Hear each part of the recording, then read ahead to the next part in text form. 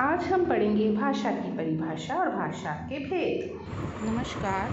आज के हमारे वीडियो का विषय है भाषा। तो भाषा किसे कहते हैं, आज हम ये पहले समझ लेते हैं।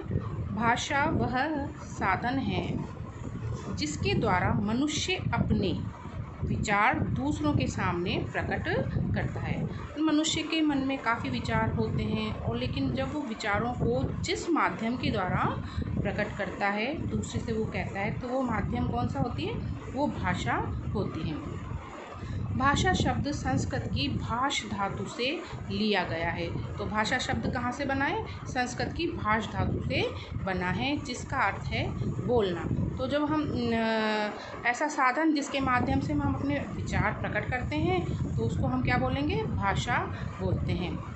जब हम अपने विचारों को लिखकर या बोलकर प्रकट करते हैं या दूसरों के विचारों को सुनकर या पढ़कर ग्रहण करते हैं, उसे भाषा कहते हैं। तो भाषा में सार्थक ध्वनि संकेतों का ही समावेश होता है, जैसे कि गूंगे मनुष्य या पशु पक्षियों की बोली को भाषा नहीं बोला जा सकता, या फिर हम कुछ भी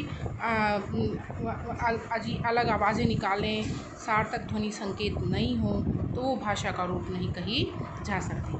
भाषा के दो भेद होते हैं, लिखित भाषा और मौखिक भाषा। लिखित भाषा, जब व्यक्ति अपने विचारों को लिखकर व्यक्त करता है तो उसे लिखित भाषा कहते हैं। ये भाषा का स्थायी रूप है। स्थायी रूप अर्थात हम इसको स्थायी रूप में रख सकते हैं। ये भाषा का जो लिखित रूप होता है वो लिखा हुआ होगा, या तो वो पुस्तक होगी या कोई पत्र पत्रिकाएँ होंगी, तो हम उसको स्थायी रूप में संग्रहित कर सकते हैं। कोई पत्र होता है तो हम उसे रख लेते हैं, तो वो स्थायी रूप है। भाषा का जो लिखित रूप है वो क्या है? स्थायी रूप है। लिखित भाषा के उदाहरण हैं ग्रंथ, पुस्तकें, पत्र पत्रिकाएँ आदि। और भी उदाहरण हो सकते हैं। भाषा का जो लिखित रूप हमें कहीं भी मिल सकता है, तो इसमें आ जाएगा, लिखित भाषा के उसमें आ जाएगा। दूसरी बात है, भाषा का दूसरा जो भेद है वो है मौखिक भाषा। लिखित भाषा और मौखिक भाषा दो मुख्य भेद हैं। मौखिक भाषा, जब हम अपने विचारों को बोलकर या सुनकर व्यक्त करते हैं तो उसे मौखिक भाषा कहते हैं। जब हम अपने विचारों को लिखते हैं तो लिखित भाषा, लेकिन जब हम अपने विचारों को बोलकर या सुनकर व्यक्त करते हैं तो उसे मौखिक भाषा कहते हैं। और ज़्यादातर हम अपने विचारों को बोलकर या सुनकर ही व्यक्त करते हैं, तो वो मौखिक भाषा का हमारे जीवन में बहुत ज़्यादा प्रयोग होता है। जब हम विद्यालय जाते हैं तो पहले अध्यापक हमें अपने विचार बताते हैं या कोई पाठ है उसको समझाते हैं, तो कौन सी भाषा का प्रयोग करते हैं? वो मौखिक भाषा का प्रयोग करते हैं। लेकिन जब वो हमें श्याम पट्ट पर समझाते हैं लिखकर, तो वो लिखित भाषा का प्रयोग होता है। और फिर हम जब उसे अपनी कॉपी में उतारते हैं तो वहाँ पर भी लिखित भाषा का प्रयोग होता है। मौखिक भाषा का प्रयोग तभी होता है जब श्रोता सामने हो। अच्छा, मौखिक भाषा का प्रयोग अकेले नहीं होता है, ये तभी होगा जब श्रोता सामने होगा। जैसे अध्यापक पढ़ाता है तो सामने कौन होता है? सामने विद्यार्थी होते हैं। और भाषण दिया जाता है तो सामने श्रोतागण होते हैं। तो मौखिक भाषा के लिए श्रोता सामने होना चाहिए। अब इसमें देखो, इसके उदाहरण है मौखिक भाषा के नाटक। हम नाटक देखते हैं तो उसमें संवाद बोले जाते हैं, वो मौखिक भाषा के ही रूप है। फिल्म में जो संवाद बोले जाते हैं वो मौखिक भाषा का ही रूप है। समाचार हम सुनते हैं तो समाचार वादक समाचार मौखिक रूप में ही बोलते हैं। संवाद, दो व्यक्तियों के मध्य जो संवाद होता है। भाषण, यूट्यूब पर जब हम कोई भी सामग्री देखते हैं तो हम उसको मौखिक भाषा में ही सुनते हैं। अब हम भाषा के अन्य भेदों की बात करते हैं। भाषा के अन्य भेद में मातृभाषा आता है। मातृभाषा किसे कहते हैं?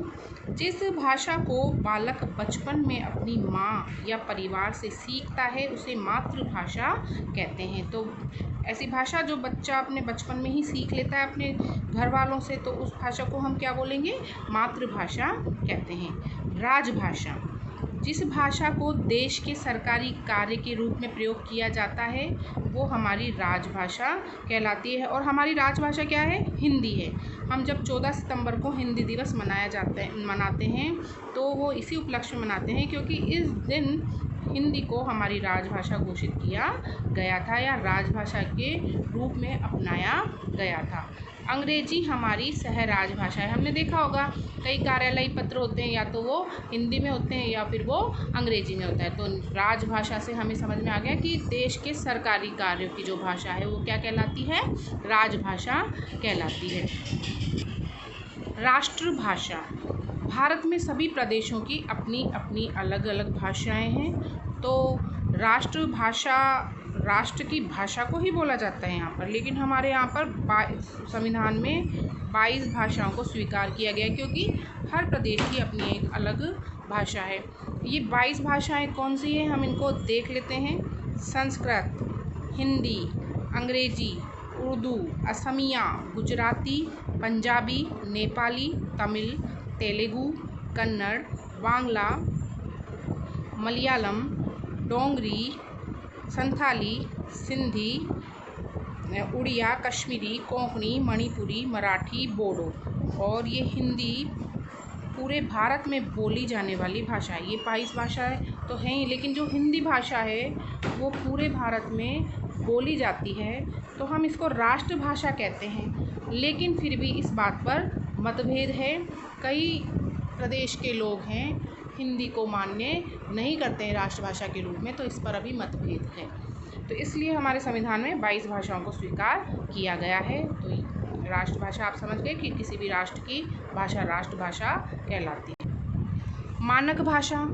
मानक भाषा वह होती है, किसी भी भाषा का एक मानक रूप होता है, जो कुछ ध्वनि संकेत चिन्ह उसके लिए निश्चित कर दिए जाते हैं कि उसको उसी मानक रूप में लिखा जाएगा, तो वो मानक भाषा कहलाती है। ये हर भाषा के लिए उसका एक मानक रूप होता है जो मान्य किया जाता है कि हम किसी भी शब्द को ऐसे लिखेंगे, इसके लिए ये ध्वनि संकेत हैं, इसके लिए ये चिन्ह हैं, तो हम वो भाषा का मानक रूप होता है।